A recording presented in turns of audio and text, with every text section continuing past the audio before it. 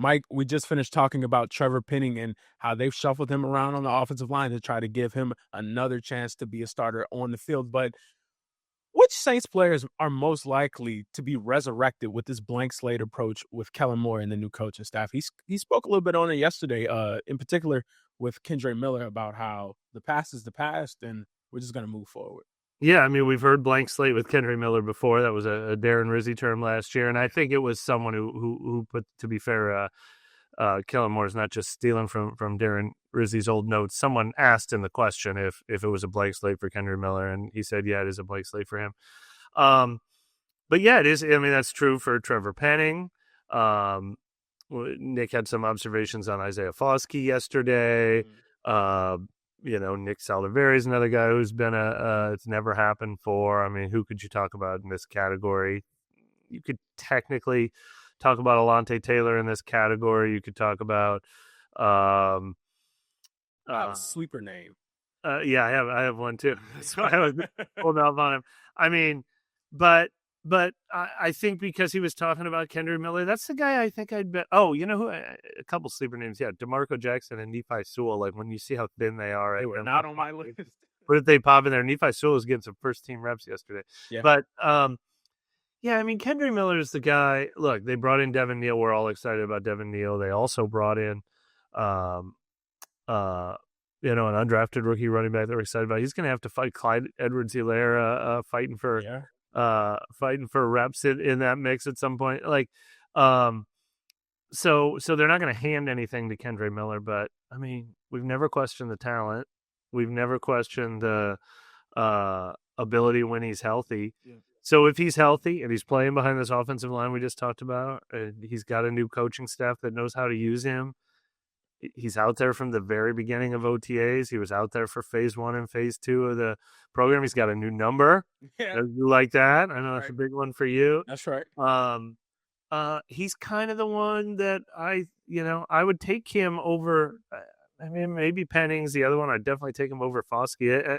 I think if I had to buy the cheap penny stocks on one of these guys right now, I think he's my guy. Yeah, no, for sure. He's the biggest name in terms of, he has a blank slate, which you're right. He had one last year. And when he got out there, it's just some things that weren't clicking. That is true. It's not just health. He also, he wasn't up to speed on the playbook and all of his assignments and everything too. It's been performance too with him. It's not just health.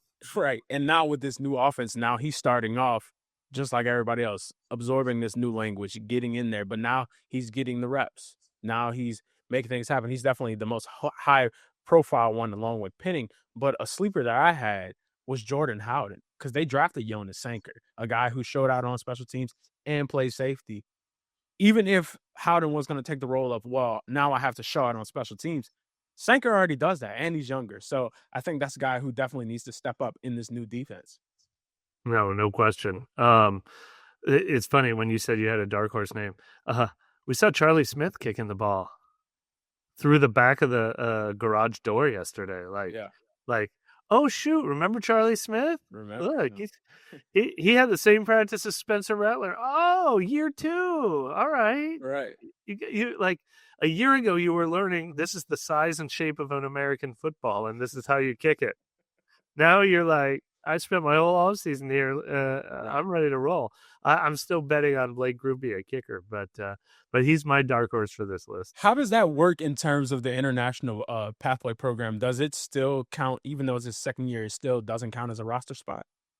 Oh, you're putting me on the spot. I think that is correct. I don't know if they get that exemption like on the practice squad all year long, but it's time for him to be trying to earn a 53. You don't get a 53-man roster exemption, and that's what it's time for Charlie Smith to do now is earn I get to hang around because my exemption. He's competing. Yeah. He's competing for the job, for the taking up a roster spot job. Yeah, legitimately. I'm just thinking about that open practice at Tulane last year when he blasted it in there, and it set us all on fire, man. We were like, oh my gosh, this might be the guy. But you're not winning the job with 70-yard kicks, though. You're winning the job if you make as many 40-yarders and 45-yarders as Grupe does. So exactly. That's what we're going to have to see all summer long. Exactly. And Grupe, he was pretty solid in that last season. Any other names on this list? Like, what about Saldivari? Is he completely kind of. I didn't even mention him, right, when I said Penning or Dylan Radins You did at the end. You snuck him in there. or Will Clapp. I put him low on that list. Now, look, he was getting the second team reps at right guard behind Cesar Ruiz. New position for him. They've always talked about him having that center guard capability. Health has been a big one for him too.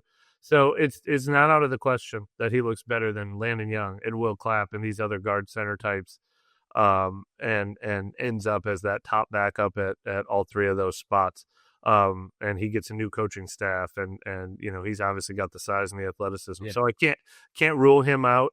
Can't rule out Isaiah Foskey. He needed this bad. Hold on. That is a name we will save when we come back from the break. Foskey? Yeah. All right. But I'm just not betting on those guys. But those are guys who need this. They need a blank slate.